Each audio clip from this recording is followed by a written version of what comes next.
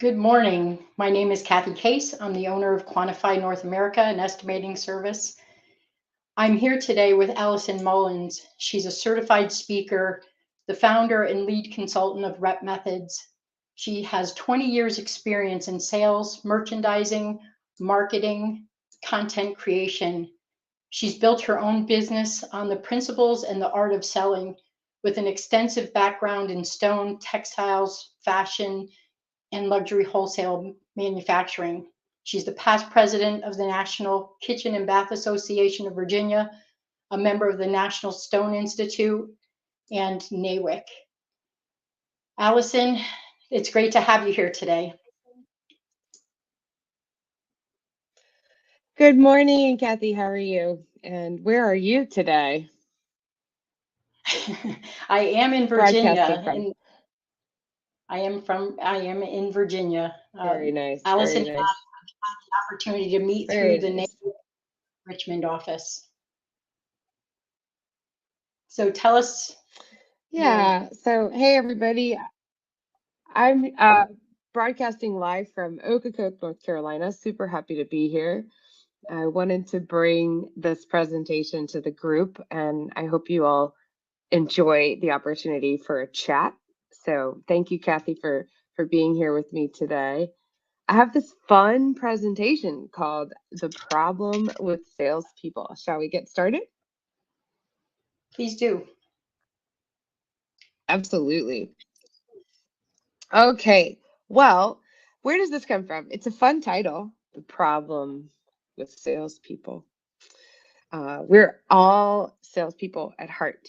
I don't care if you own your own business, if you're a manufacturer's rep, if you're in retail, if you own your own home, maybe you're in real estate. In this case, with women in the flooring business, I believe that most of our audience might be on the retail side. So do me a favor this morning, and as you're jumping in, why don't we go ahead and put in the chat your name, the company you work with, and what your role and position is today. And that way, Kathy and I can get a better perspective of who all is with us today. All right. So the idea behind the problem with salespeople is no matter what you do, no matter what you sell, we can all do a little work to improve our connections in this business. And I got a lot of the concept about repairing the relationships between yourself, your clients, possibly the owner of the company that you work for. Because I myself have come from years and years and years of sales experience. As Kathy, I know you have been in this in the flooring industry, in specification world for so many years. We all can find a little bit of a problem. We need to apply a solution and take action towards making ourselves better salespeople. This part of my concept with the 4 types of salespeople, the 4 types of workers. No matter what you do in the business, you can identify yourself as either a grinder, a finder, a binder, or a minder. Now, I didn't come up with these names. Kathy, have you ever heard of this before? Was this something that you'd ever seen in your length of many years across the industry, classifying a salesperson in this way? I had not seen these classifications until I read your book. Oh, that's so fun. That's so fun. Yeah, so honestly, this came a little bit later in production for my book, and I got the idea from, I don't know if anybody's ever watched that show about the lawyers with Meghan Markle. It's been out on Netflix, and it was all the rage. Well, Louis Litt, who is a character in that television show, talked about being a grinder, and that got me thinking. And I started Googling around on the internet, and you can see maybe you can see some of my sources here, but apparently in investment banker land and also in lawyer land, those folks relatively regularly can use these types of terms to describe themselves. Are they a grinder, which means They keep their head down. They're constantly moving from one target project to the next.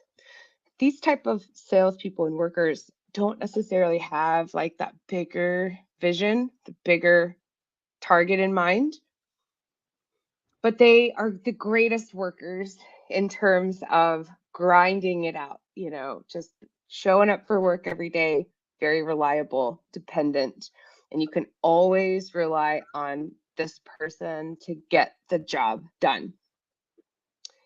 Then you have the finder. And I encourage you all listening today to try to find yourself in one of these 4 people, because it might help you to understand maybe some other additions to your character that you could add to become a better salesperson. A finder is a person who is a little bit more of a visionary. They balance the grinder incredibly well. And as you're working along in a day-to-day, if you don't have the traits of a finder, meaning you have the vision to like see where you could network more, you have a vision to see the foresight of a project coming down the road, and you want to kind of grab a hold of it. Finders and grinders work incredibly well together. A binder is the person who isn't necessarily a closer.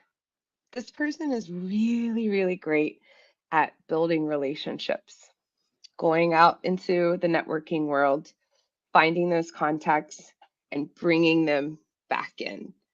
And typically the binder, the finder, and the grinder become like this happy little package of business development, sales vision, and execution.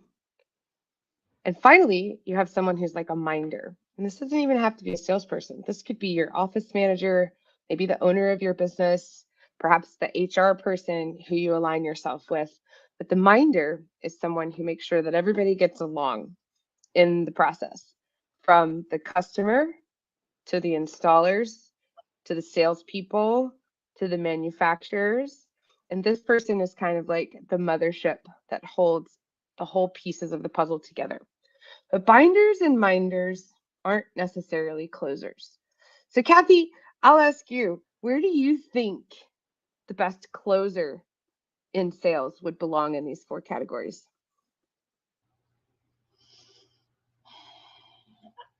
I would imagine the grinder is the one that's going to find the leads, but I don't know that they'll necessarily be the ones that actually close them. I mean, it's a When I good thought think, process. In fact, I think the grinder is your closer. I think that Your grinder is going to be the best closer out of all of these.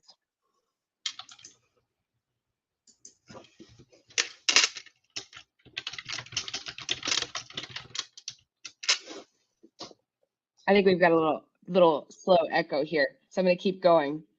But well, that's just something to begin the vision for today. Without sticking too long on this topic, please feel free to fill in the chat where you think you fall in this list of people, and how that contributes to your success in your workplace as of now. And maybe you might even want to add in which characteristic you need to kind of add into your own perspective to find the balance of what you don't have and what you're striving to be. All right, moving on. So, setting the tone for the actual problem with salespeople.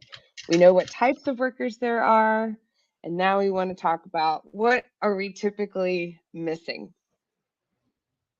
So what seems to be the problem? And feel free also to throw in the chat, you guys, some issues that you know that you're having on your day-to-day with closing sales or just not performing perhaps to your best ability.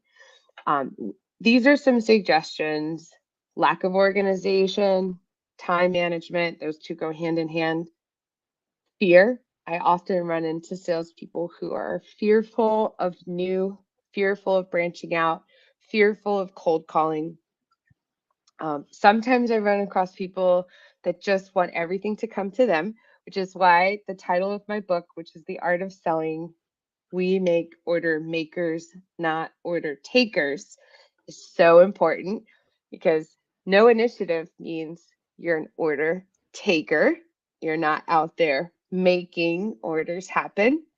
And I'd love to hear from you guys today. Please send Kathy the message and let her know if there's any other problem that you might be having in your personal sales field. Kathy, keep me in the loop on what comes into the chat.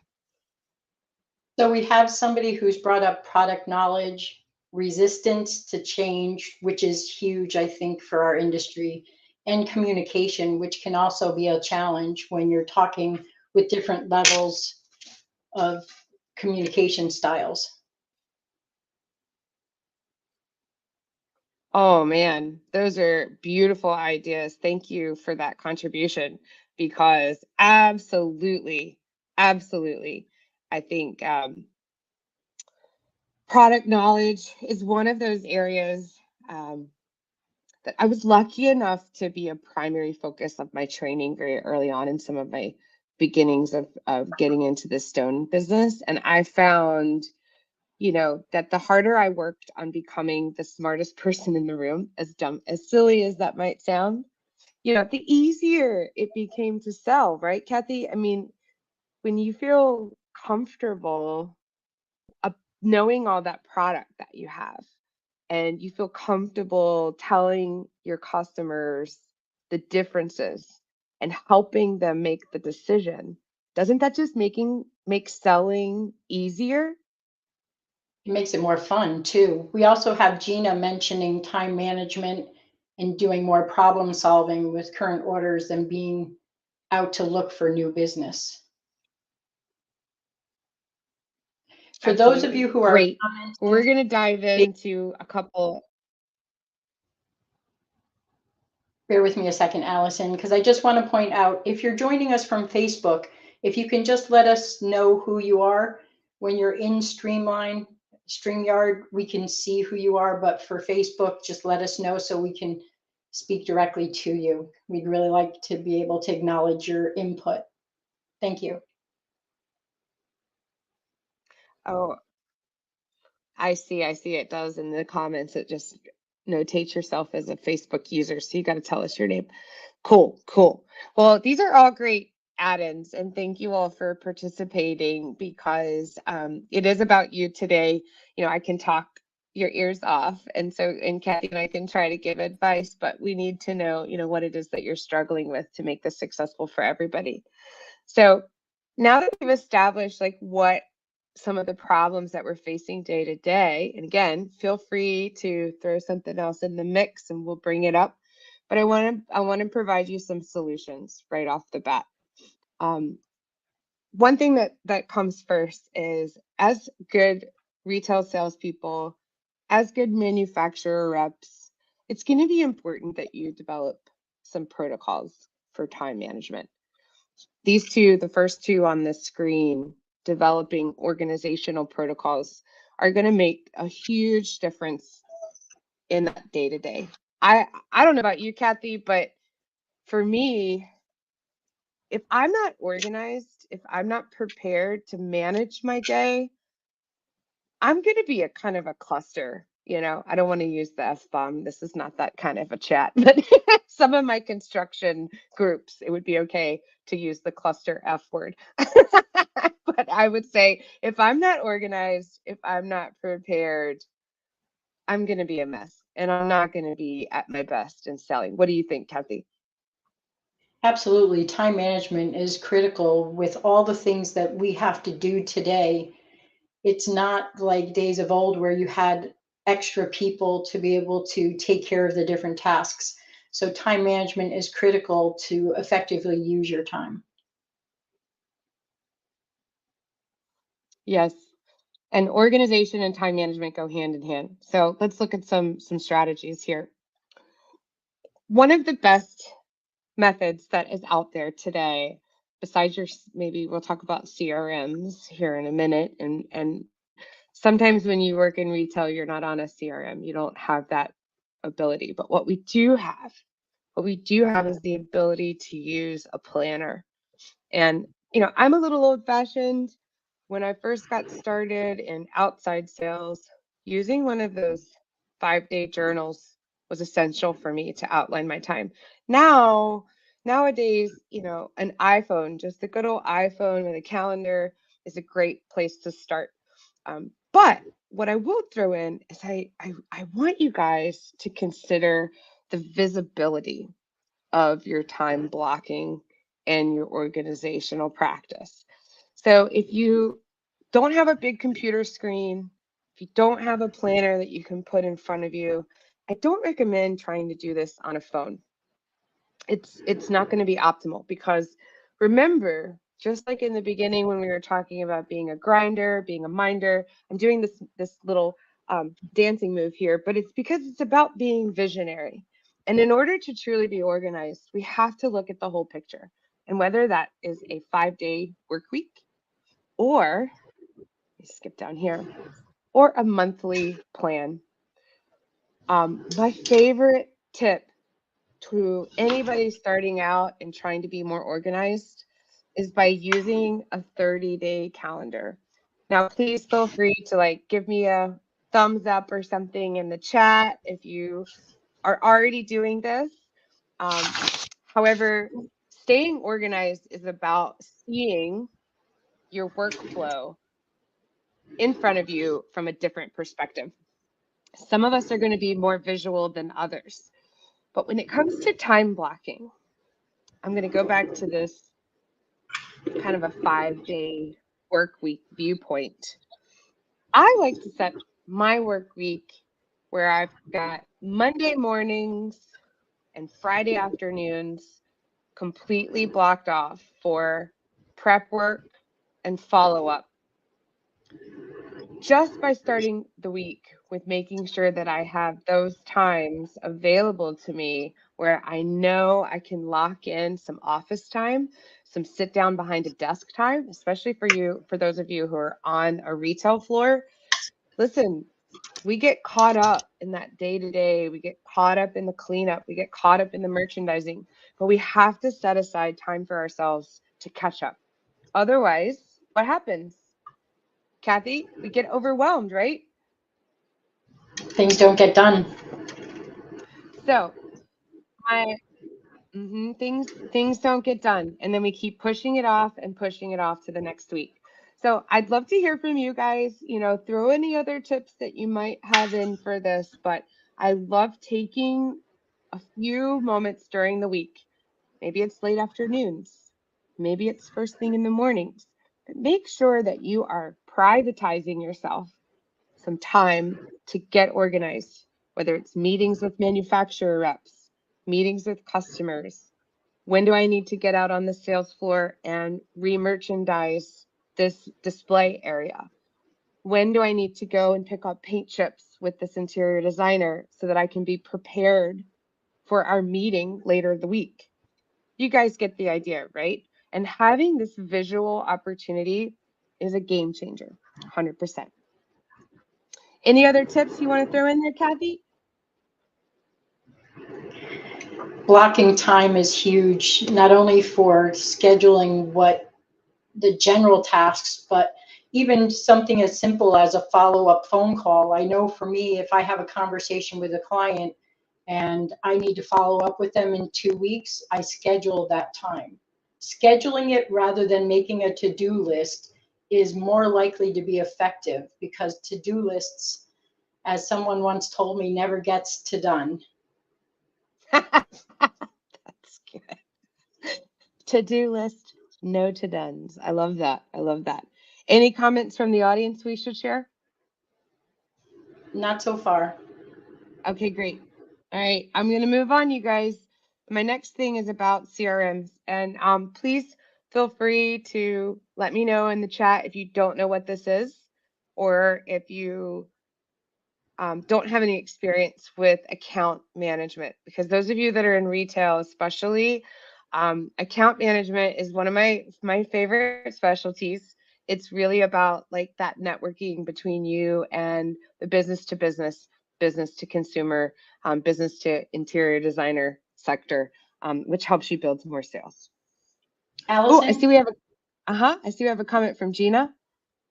Yes. Yes, she's saying that she uses her phone because it's always with her and she transfers it to a monthly calendar so she can see it at a glance. However, she doesn't Per- always accomplish. Mhm. Okay, you can get that across. No. I was just going to say perfect, Gina. The phone is just not where I want to start my plan, right? I want to do that at a desk. I hate to be again a little old fashioned. And if you are mastering this on the road, if you're an outside person and you're on that business development side, kudos to you. But I really, really want to take a few minutes in the morning and be stopped and be seated, really think about that overall vision of my day.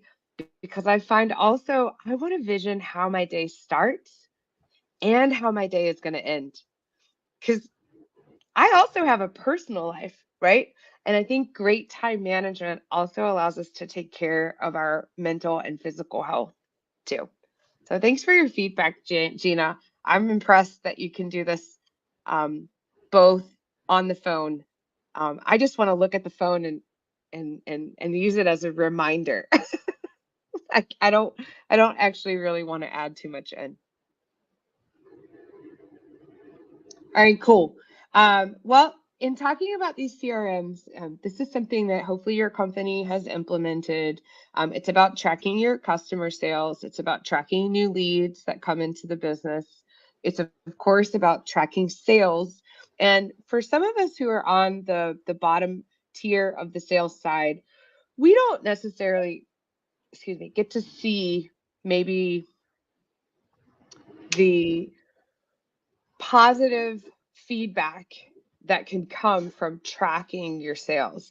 And this is stuff like what colors are actually selling faster, what items seem to be the easy winners. Sometimes we want to like process that stuff in our brains. Maybe like we get accustomed to selling the same brand of flooring over and over again. A lot of times we get into that rut because we have the product knowledge that makes us confident to continue selling the same things over and over again. And our CRMs can help us see where we are failing in sales too. What product lines are we not selling? What colors are not moving? And it also can allow us an opportunity to maybe say, hey, I am going to need to call my manufacturer's rep, get them in here for some training because I'm not selling X. Have you guys ever experienced that? Kathy, what about you? Well, I have to say that I'm fortunate enough to not have been on the retail side. I give great props to those who do it. I've stayed on the commercial side for my career of the 44 years I've been in the industry. Gotcha. Well, I've personally been on all sides, commercial, retail, manufacturers, you name it. And I can remember specifically even when I was on a retail floor and all we had was a POS system. No, there was no CRM. We still had customer data. We had customer data that we could analyze. We had customer data that we could go in and we could say, XXX customer, she came in and she bought this, and this, and this. And we knew past sales from the year before and that we could try to bring them back in and encourage, rebuilding on a future sale. So, trying to use your data, whether it's in a CRM or whether it's in a point of sale system, is going to be one of those key elements to help you be a more productive salesperson and also to know where you might need some more product information. It might be time to get those reps in and get some training. All right, I'm going to move on to the target audience segment. How do you push yourself as a salesperson to find a bigger audience? Is this something that any of you have been pondering? Let me know in the chat. Maybe it hasn't really occurred to you. Maybe you've been just taking those customers as they walk in the door, you guys let me know. Let me know where you're at. But for today, I want to try to build a little vision for you and where to find some other sales. This is a great topic for right now because we're kind of getting into the R word, like the recession time period, right? I know I'm doing a talk in a couple of weeks about how to sell in a recession. And this target audience segment is really going to come important if you have to start branching out. It's one of the ways that I want all salespeople to start thinking, where else can I find business? Now, in my case, I did spend 90%, I would say, do I want to say 90%? 80% of my career as a manufacturer's rep, which is outside selling, business to business. Very rarely was in stone have I been working business to consumer. So this part is easy for me. But if you've spent most of your career on the retail floor and you're not used to looking outside of that box, that's what I used to call it when I worked retail. The reason I got into outside selling is because I didn't like living in the box. I didn't like people waiting on people to come to me. It wasn't fun. It wasn't fun getting on the phone, picking up and calling customers and trying to get them in the store, trying to see where they are, calling contractors and saying, hey, are you ready to move on to your other project? Do you have anything coming down the pipeline? It wasn't a fun part of the selling process. So let's look at some ideas on how you can go and maybe expand even your retail business by networking. Oh, I see we get some comments here. Let's see what we got. I'm a manufacturer rep too, but I've also done retail. I left for the same reason. Right? We'll talk about cold calling here in a minute, but I give anybody who's inside the box a lot of props because reaching out from inside the box is not easy. But here's how you can start.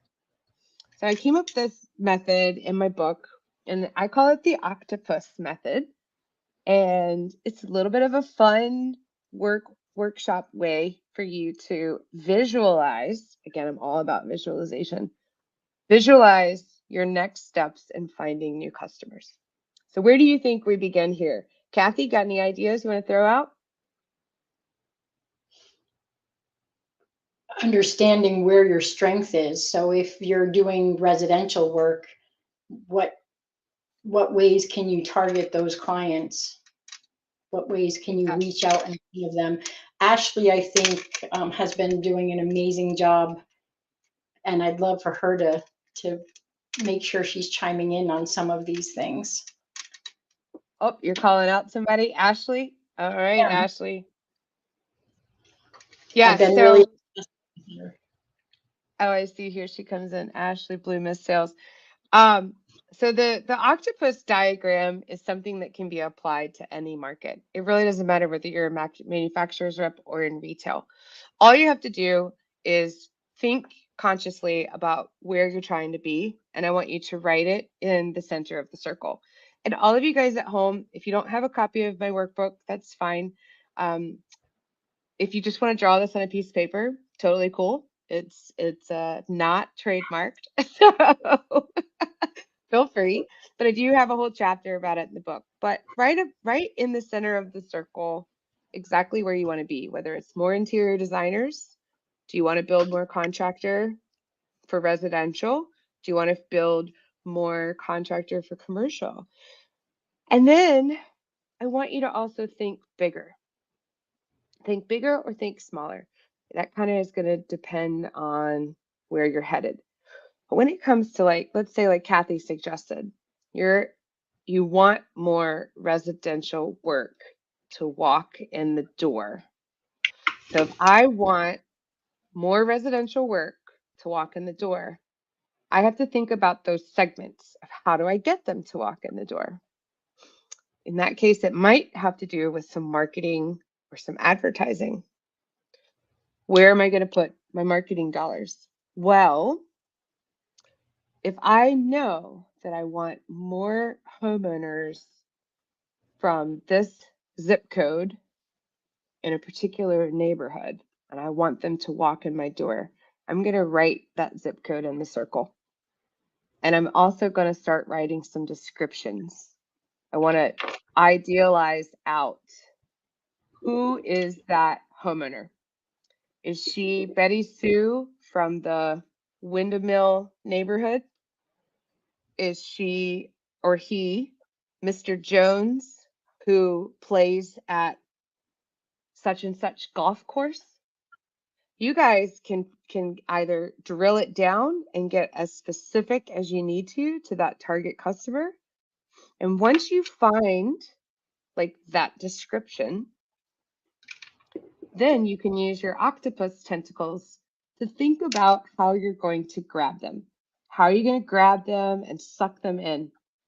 Well, if I was targeting Mr. Jones, who plays golf at Fincastle Country Club on Saturdays, every Saturday, with 4 other judges, you know, and his party of 6, I might want to place some advertisements in the bar, maybe not in the bar, somewhere along with that golf course and do some co-op advertising, right? I might want to figure out a way to get my brand in front of Mr. Jones through his daily path. That's how small you can get when you're thinking about a target consumer. On the same regard, I want you guys to think about networking.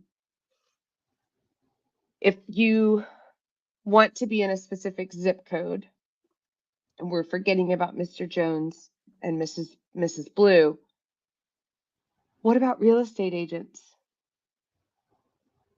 Could we write down the names of agencies that are currently selling homes in that neighborhood we want to be in? I mean, maybe that's another leg on the octopus. What ideas do you guys have? Let's hear from the audience here. Christina, I think, was asking if she should be putting her target customer in the circle or asking to confirm it. You know, if I was in your shoes, Christina, I would have about 4 of these octopus drawings, and I would really put each customer in the circle. And for you, each octopus leg should be directed towards that target specific customer. If you want to go a little bigger and you go zip code, that's where you start thinking about networking groups, real estate agencies, radio ads, and where does that zip code listen to the radio? Where does that zip code go to the grocery store? When we really want to think about our reach, right, and our tentacles, you can get as specific as you want to. Okay, good. I get her. I see her saying, right. Okay. Thank you for your participation, Christina. Anybody else, feel free to chime in. We're going to move on. I hope this has been super helpful for you guys today. It's a great workshop item for you to take away from your business model today and get you out there selling. All right. I'm going to transition into talking about those cold calls. Nobody likes them. It's never fun, is it, Kathy? No, it's a lot of work. It is, you guys. I mean, when is it ever fun to do cold calls? What I wanted to touch on today, because you know, just because it's a limited time frame and we can have a bigger conversation about this, is does it have to be a cold call? Does it really have to be cold? And I wanted to stir your brains today and get you thinking about how you can stop cold dialing. How can you transition those cold calls into warm leads? The answer is truly in research. And I was guilty of this when I was early on the retail floor because I didn't know any better, first and foremost. And also, I was a telemarketer years ago. We didn't have a choice. It was on a quick dial. There was no breaks in between each call. When you're in that call center and you hang up from one, you're getting another one right away. And there's just no other choice in between. But you guys are in control of your time management now, right? Because we all have the ability to actually put that on a calendar and give ourselves a couple of hours to prepare for our calls for the day.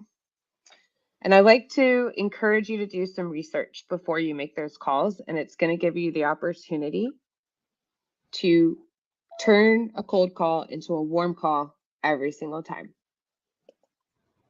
One way to do this is through chameleoning. It's a fun little slide. Kathy, had you ever heard of chameleoning before we got into this regime? I've heard it in different terms. I've heard it in matching and mirroring. Okay, matching and mirroring. I mean, I think if you read a million sales books or, you do some searching on the internet, this could be called 100 different things, but mirroring is one of them. And one of the tricks that I have up my sleeve is typically to identify the tone of voice, especially first. If you do one thing, identify the tone of the person that you're calling on the other line. And I got really, really good at dialing that number, waiting for the call to answer, and when the transaction started to happen at hello, listening and asking questions in the first 30 seconds of a phone call can really help you identify who's on the other line and give you an opportunity to mirror their energy. What is mirroring energy, Kathy? When you're talking too fast for their energy level, they shut you down. They don't listen. When you are matching and mirroring, you're making that connection. You're getting that rapport with the person. They're going to be more likely to hear you and hear what you're saying. Absolutely. That's it in a nutshell. Do you guys have any experience with feeling the limbic resonance? That's an actual term, a very, very professional term. Limbic resonance. I talk about it in the book. It's not my own vision. It actually came from another book. If you guys are interested, I got a lot out of Primal Leadership. It's an excellent book that talks about that art of a conversation, how to be one-on-one with your audience.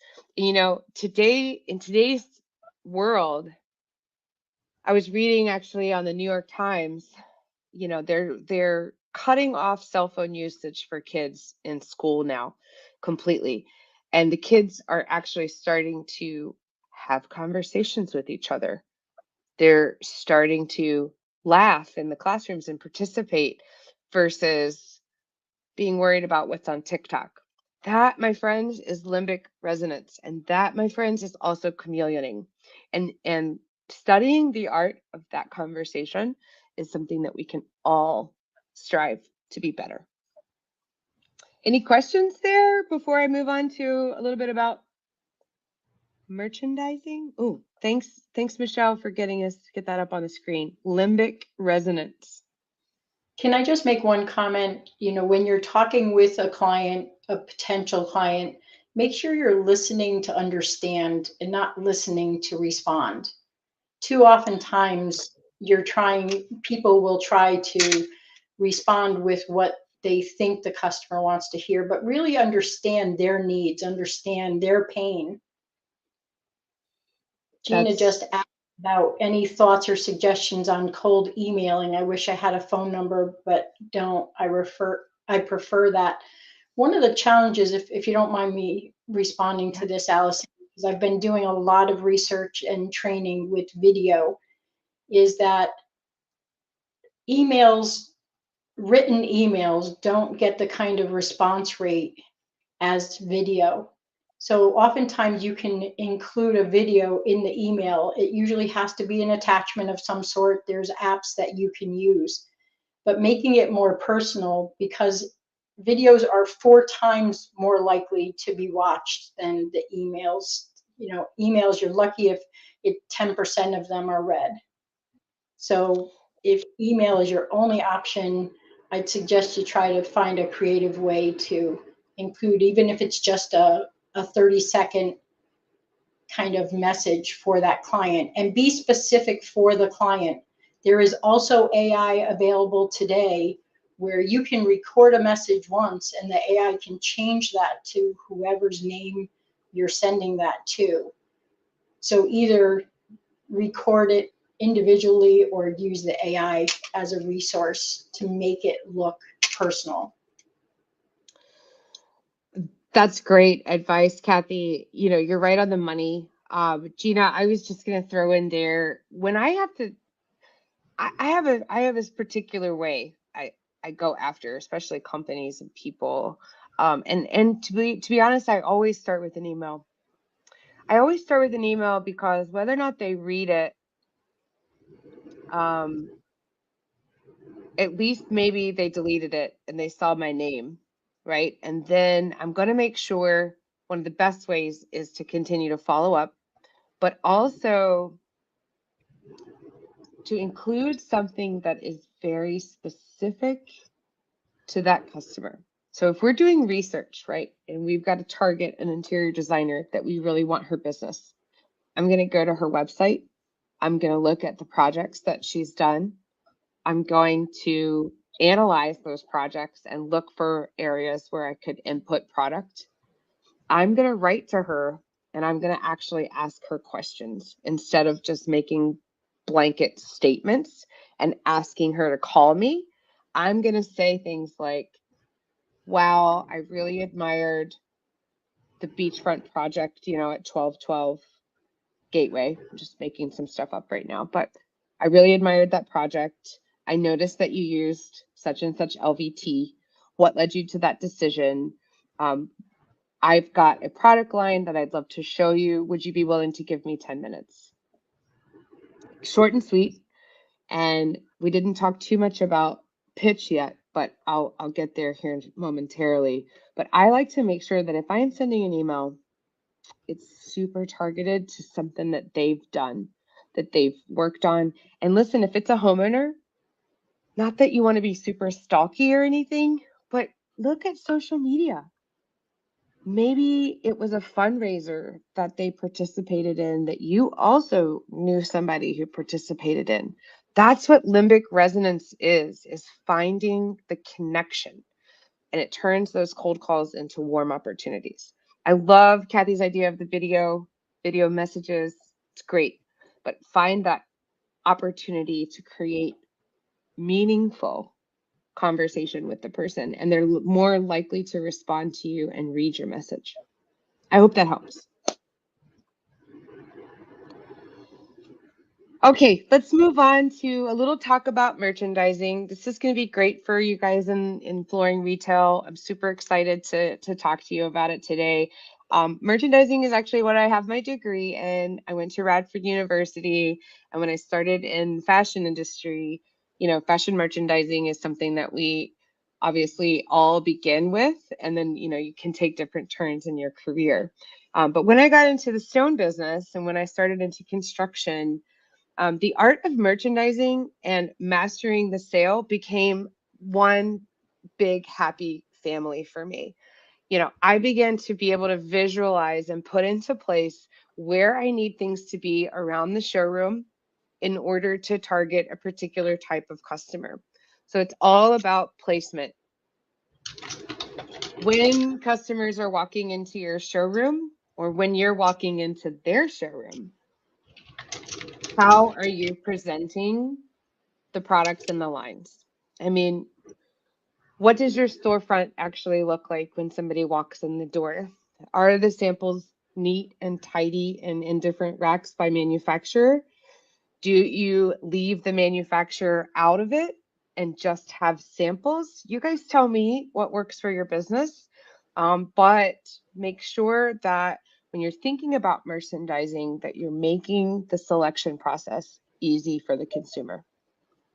Love to hear more from you guys. I've got some great tips on selling with merchandising in my book, but we don't have time for that today. I want to keep moving. Anything you want to throw in there, Kathy, about merchandising? No, you're doing a great job, and your book is a great resource as well. I do want to make sure that we keep moving it along so that we don't run out of time. Absolutely. We're getting close here. Want to touch on Yes. follow-up today. This is huge topic of conversation. Kathy, tell me how you feel about follow-up and how important that is in your line of work. Tell everybody about your follow-up. Oh, it's crucial. You have that first conversation and they're only retaining 10 to 15% of what you've said. So you need to continue the conversation and make sure that you're providing that value and strengthening your brand throughout the entire sales process. As I mentioned before, I make those reminders in my schedules to be certain that I'm following up at reasonable intervals. I'm not stalking, but it's at least once a week. Now say that again, just real quick, Kathy, for everybody. What do you do in your schedule? I schedule the follow-up appointments. Okay, so meaning, like, do you type in your calendar, like after you get off the phone call? When do you do that?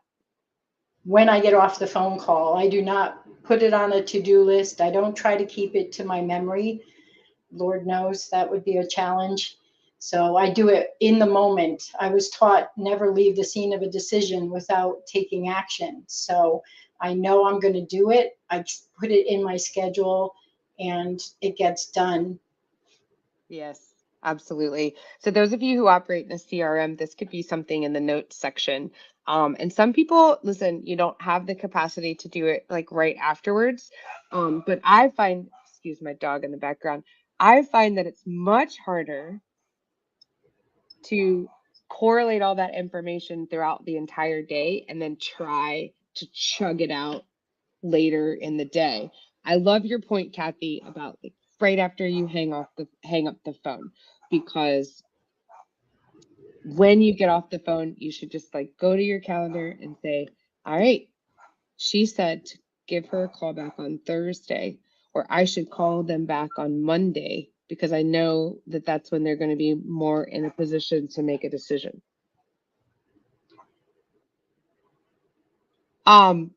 This is the point, you guys. When it comes to mastering a sale, you definitely want to make sure that you're including points on your day-to-day of when to go back and follow up. And I just want to reiterate, so we don't run out of time, talk about this a lot in the book, but one of the biggest things is that it's never too much follow-up. It doesn't have to be super salesy and pushy. Just checking in with the people can be considered part of the follow-up. So moving on to our next topic of conversation, feel free to throw any follow-up questions into the chat. Kathy is an expert at this, and so I want you guys to make sure that you ask all the questions that you can. Next up on the topic is mastering your pitch. So in the book, I actually give an acronym for pitch, P-I-T-C-H. But in due time today, I want you guys to just simply maybe take a moment and jot down on a piece of paper, where are the expertise within your selling product? What are the highlights of that particular concept? Where are the strengths in the particular item that you're trying to push? And you can do multiples of these. Maybe you've got a couple different manufacturers. Maybe you want to do one for porcelain tile. Maybe you want to do one for natural stone tile.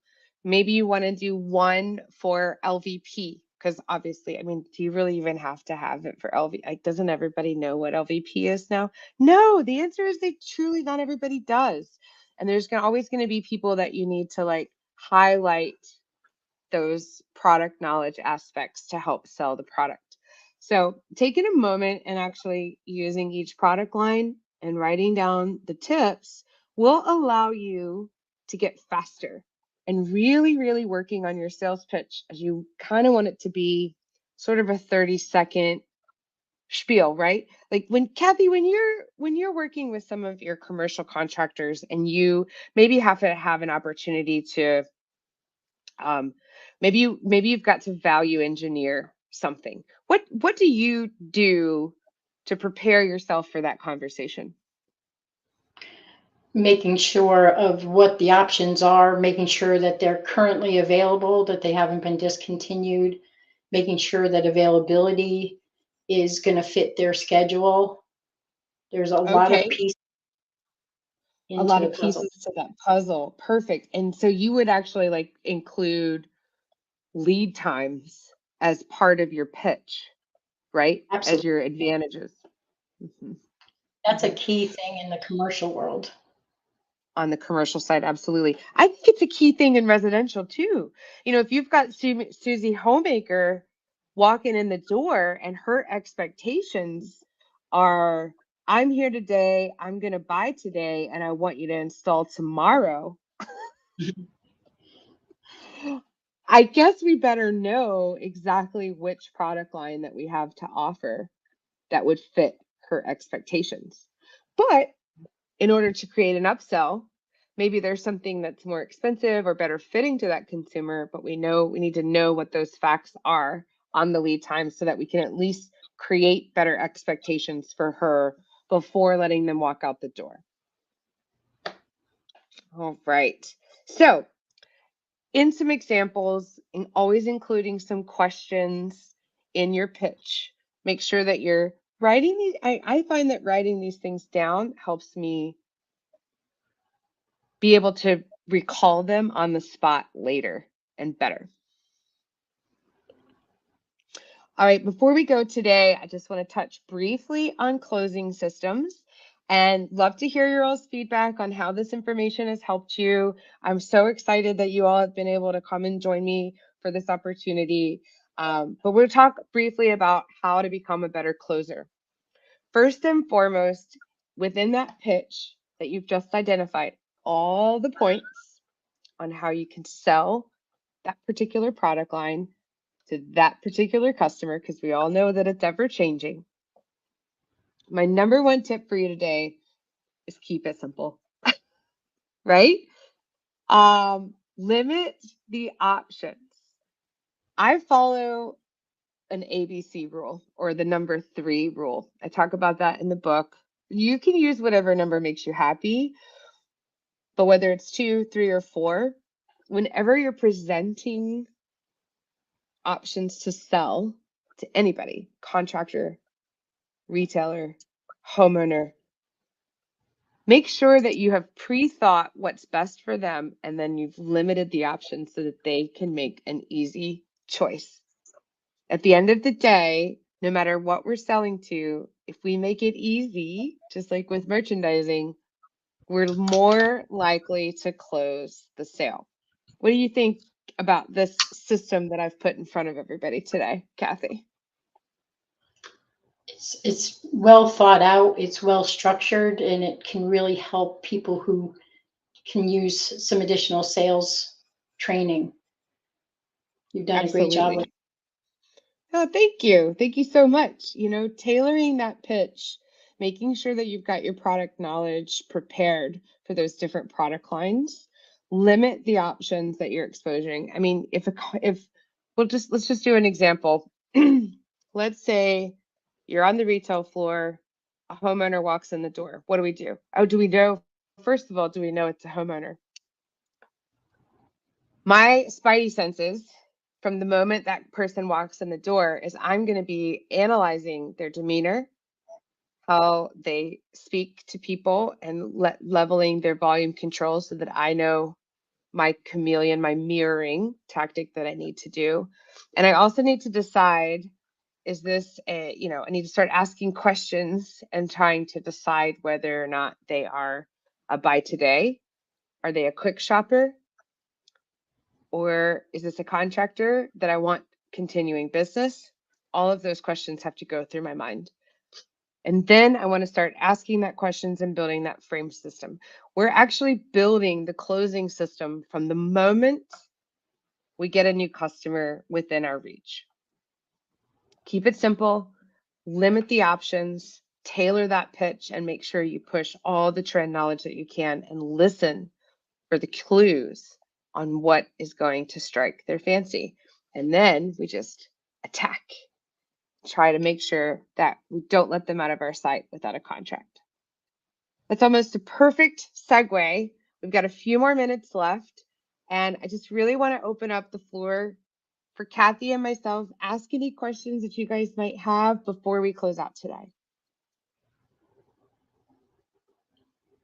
Allison, you've done a really great job, and I want to make sure everybody's aware of your book, The Art of Selling. We make order makers, not order takers. Oh, Know thank that you. Thank you so much. it's Yes, available on Amazon. it is available, you guys. It is a workshop and a book. And also, when you buy the book online, anybody who brings a paper copy home or the digital copy, you've got an ability to download a free workbook to go with it. I do sell the book through my website, signed, paperbacks and hardbacks. And it's also, of course, available on all major publication channels, especially Amazon. Amazon is my bread and butter. However, I do encourage everybody to consider getting a paperback or a hardback cover from Amazon or myself, simply because the art of holding a book and actually using the workbook and tailoring your pitch, working on your product knowledge, working on your target market reach, it's something that you can have tangible to take away.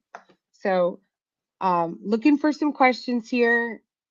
And I just want to thank you guys so much. If you want to leave me some feedback,